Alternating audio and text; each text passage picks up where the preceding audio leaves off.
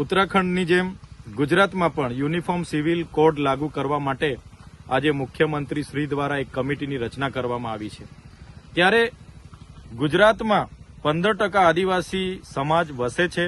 1,45,00,000 જેટલી અહીંની વસ્તી આદિવાસી સમાજની છે, છતાં આ કમિટીમાં એક પણ સભ્ય, એક પણ પ્રતિનિધિ આદિવાસીના સમાવેશ કરવામાં નથી આવ્યો, જે બતાવે છે કે આ સરકાર આદિવાસી વિરોધીની પોતાની છબી ધરાવે છે।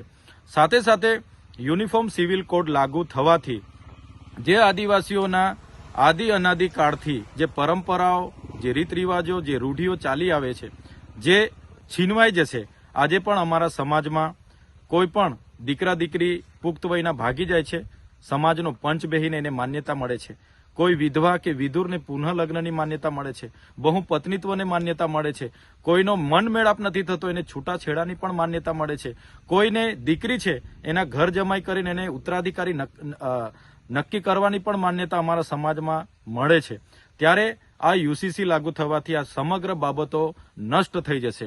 આજે અમને જે મૌલિક અધિકારો મળ્યા છે, સંવિધાનિક અધિકારો મળ્યા છે, જેમ કે આર્ટિકલ 344 હોય, પેસા એક્ટ 1996 હોય, 73 એની વાત હોય, 5મી અનુસૂચિની વાત હોય, કે જે પણ અમને અધિકારો મળ્યા છે, યુસીસી લાગુ થવાથી એ પણ અમારા નષ્ટ થઈ જશે।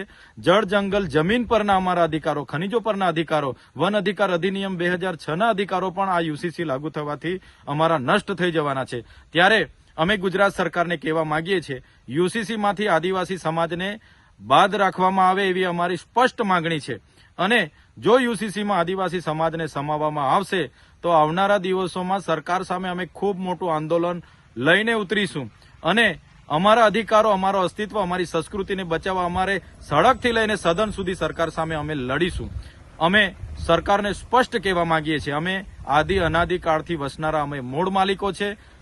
સમાનતાની મોટી મોટી વાતો કરનારી આ તમારી સરકારોએ આજ દિન સુધી આદિવાસીઓને ન્યાય નથી આપ્યો। આજે અમારી 15% વસ્તી છે, અમારે ન્યાય પ્રણાલિકામાં 15 જજીસ નથી, યુનિવર્સિટીઓમાં 15 કુલપતિ નથી, કોર્પોરેટ જગતમાં 15 ઉદ્યોગપતિઓ નથી, સેક્રેટરી સચિવાલયમાં 15 અમારા સચિવો નથી। અને દરેક ક્ષેત્ર તમે જોઈ લો, કોઈ પણ ક્ષેત્રમાં આદિવાસીઓને આજે પણ સમાનતા આપવામાં નથી આવી। આજે પણ અમારી સાથે રોટી બેટીના વ્યવહારો સુધી આ વિસ્તારોમાં નથી થતા।